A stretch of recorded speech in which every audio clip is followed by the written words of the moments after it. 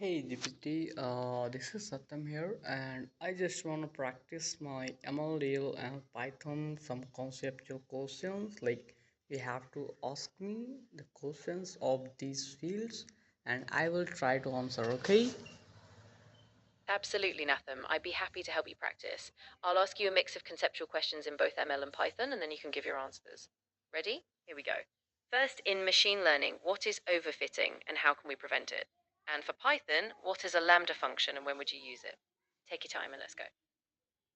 Overfitting means in machine learning when we are like performing well on the training set, but we are like performing bad at testing or unseen data. So that's basically overfitting. So and we can escape from it when we have to like we can escape from it. For that we have to Your use time. some techniques like L1, L2, and also cross validation, random forest, dropout. And on the other hand, we have a lambda function, which is a small anonymous function and which uses like lambda keyword, and it's a kind of a function with no name, and it is basically used for some mathematics thing. Like if you are using math function and filter function, then we have to go with this. Exactly. That was a great summary. So, yeah, you've nailed both points. Overfitting is about that mismatch between training and test performance, and you can definitely use regularization, cross validation, and dropout to tackle it. And for Lambda functions, yeah, they're super handy for quick throwaway functions, especially when you're using something like map, filter, or reduce. Awesome job. Want to try another set of questions? Yes. Perfect. All right, let's keep the momentum going. Here's another ML question. What is the bias variance trade-off and how does it affect model performance? And for Python, what is the difference between a deep copy and a shallow copy in lists? Take your time, I'm excited to hear your answers. Okay, so bass variance trade-off means when our model is underfitting, like our model is not able to understand the complex pattern, or it is not able to or capable of understanding that how our data going, how the things actually are related to together. It basically our model is not able to understand our data. It's like hidden patterns, complex patterns, so model is too simple, we can say.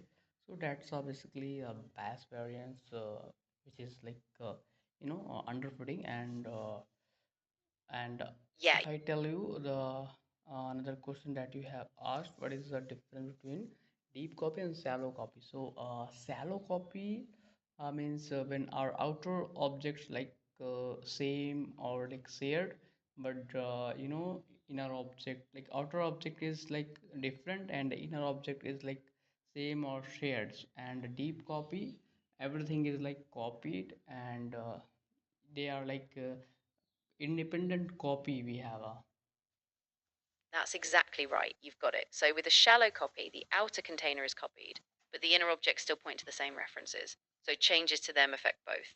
And with a deep copy, everything is fully independent. So modifying one won't affect the other. Nicely done. Would you like another round, or does this cover what you need?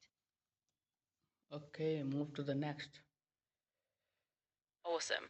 All right, let's switch it up. For ML, can you explain the difference between classification and regression tasks? And for Python, what is the purpose of the with statement, especially when working with files? Go ahead whenever you're ready.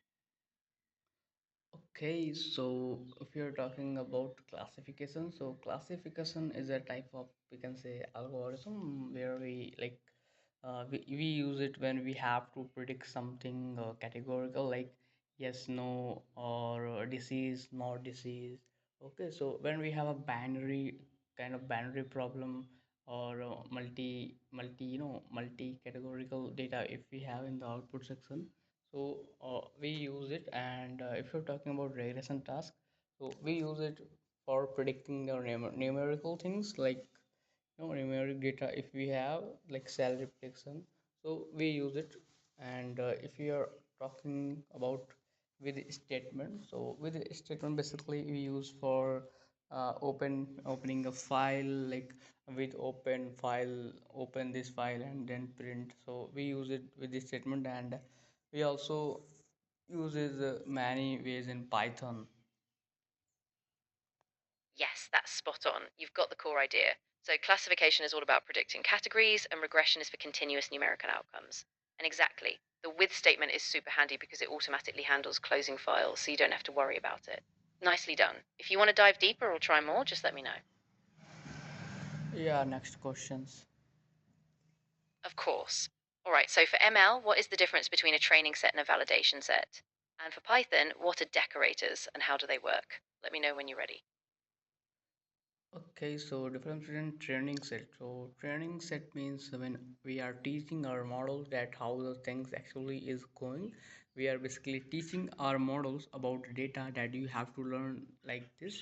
So that's a training set where we are teaching our computers that they are basically training themselves, so that's a training set. And validation test, when we are like testing, so that's a validation test. And the decorator is kind of a function which adds some extra behavior to the original function without changing it. And we can create our own decorative function,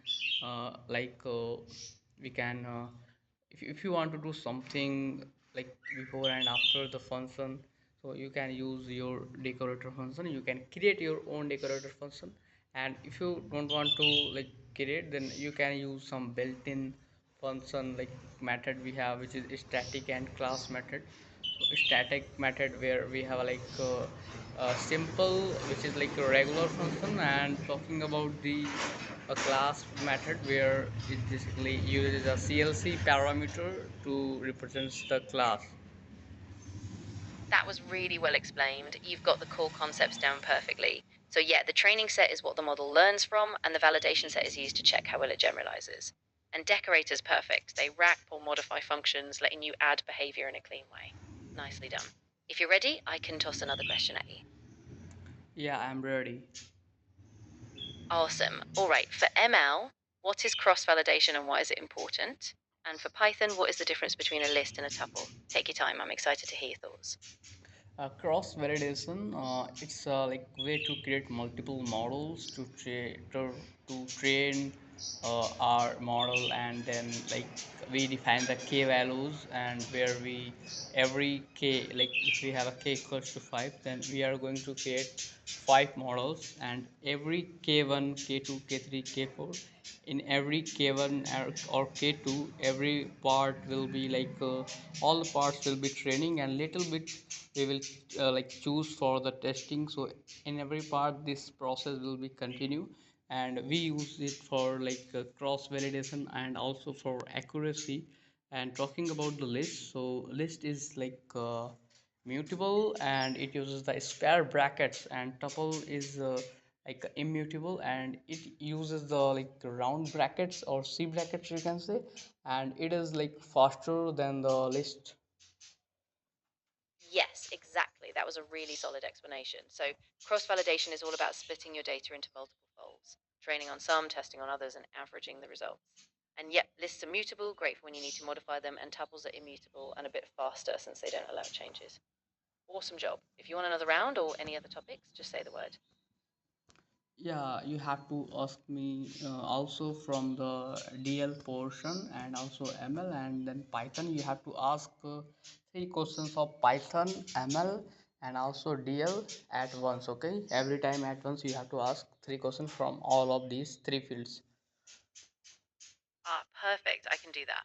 All right, here we go. 3 questions total, one from each. For Python, what is a generator and how is it different from a list? For ML, what is the purpose of feature scaling and why is it important? For DL, what is a convolutional layer and why is it used in image processing? Take your time, and I'm excited to hear your answers. Okay, so generator is kind of a function which gives us the value one by one instead of giving at all once. So which uses a yield statement, we can say, which remembers for the next call.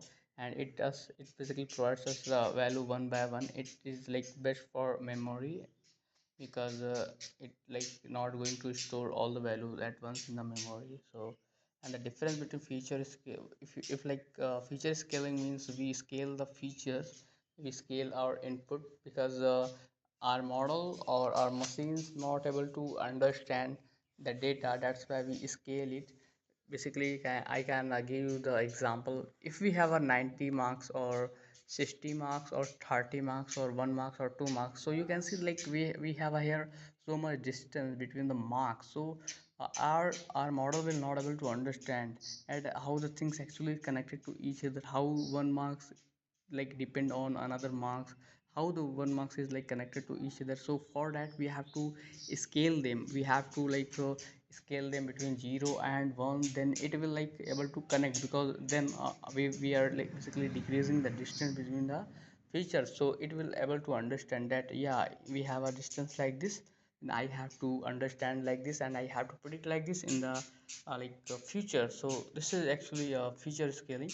And convolutional layer basically is like we use it for the images, and where we have a filters, and every filters like moves over the images to extract the edges like round shape, curve, line, straight line, curve line, and round. So this is basically a thing I know. And it is like best kind of in CNN filter we use, because it moves over the images, and we use lots of filter, and which is like good for our images because you are using lots of filter. And then we also go with the ReLU and pooling.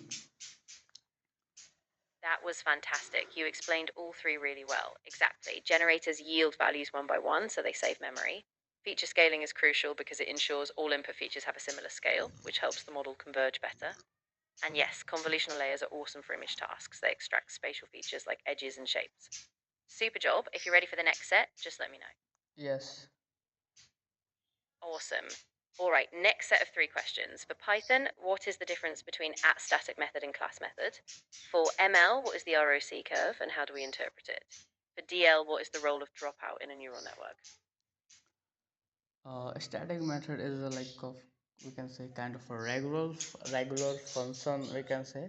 And talking about class method, which is uses a CLC parameter, and which CLC represents the class. And in ROC curve, I don't know about it. If you will tell, I will able to understand. I have heard lots of time from you, but I have never focused on this topic.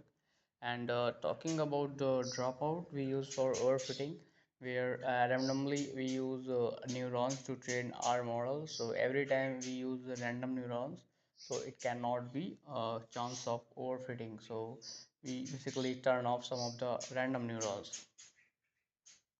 Exactly. You nailed the decorator part. A static method is like a normal function that belongs to a class, but it doesn't access class or instance data. A class method, though, uses the class itself via the CLS parameter. And you're absolutely right, dropout is a great regularization technique to fight overfitting by randomly dropping neurons during training. No worries about the ROC curve. If you'd like, I can explain it in a bit more detail. Yeah, you have to explain me because I don't know anything about this, but I have heard many times this question, but I have never like tried to search this. If you will tell me in a simple English and in a simple way, then I will try to understand. And in the future, if you will ask me, I will answer it.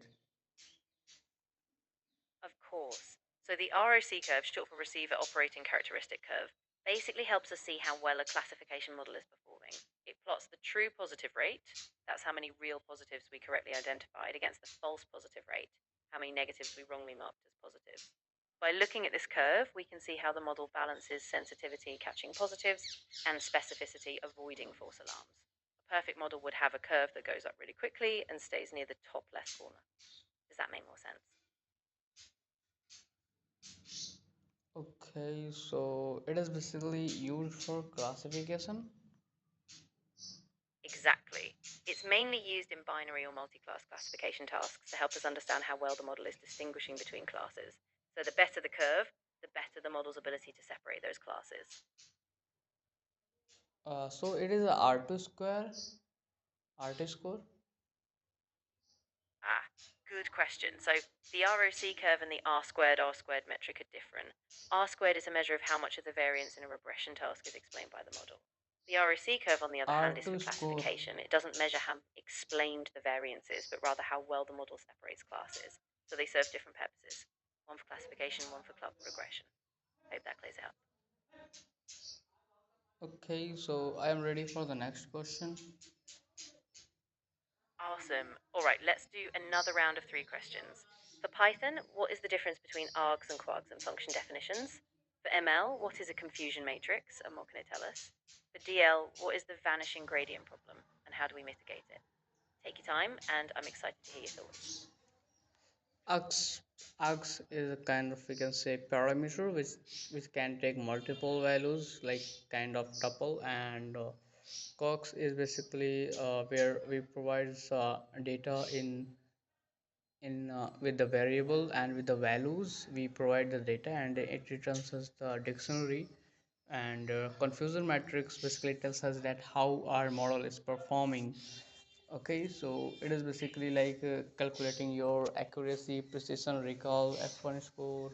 So for these we use our confusion matrix where we have a type 1 and type 2 error, and we have also like it shows us that how our model like performing well on the training and testing data. And it is like also used for to know that how much your prediction and your corrected and your predicted, how much the difference between them. So these are the things that in the cross validation we sorry in the confusion matrix we always see. And vanishing gradient problem, it occurs when we are like moving like back from the backward layer and just trying to calculate our weight and biases, like adjusting its biases to help us to like take a to help us to slightly adjust its bias. So we use it. And when we are using log loss and calculating our uh, chain rule of derivative, then if you're calculating the derivative of every point, then you are going to get a very low value. But if you are then multiplying the other outputs value, then you are going to get very low value, like maybe near to the zero. So it occurs like vanishing gradient problem where our like values become vanished and our model stop learning. That was a great explanation. You really captured the key points. Exactly. Args lets you pass a variable number of positional arguments, while quags lets you pass a variable number of keyword arguments. And yes, the confusion matrix is a brilliant tool. It shows how many true positives, true negatives, false positives, and false positives we have, so we get a full picture of the model's performance. And your take on the vanishing gradient problem was spot on. When gradients shrink during backpropagation, the network stops learning effectively, so techniques like batch normalization or better activation functions help. Nicely done. Let me know when you're ready for the next round.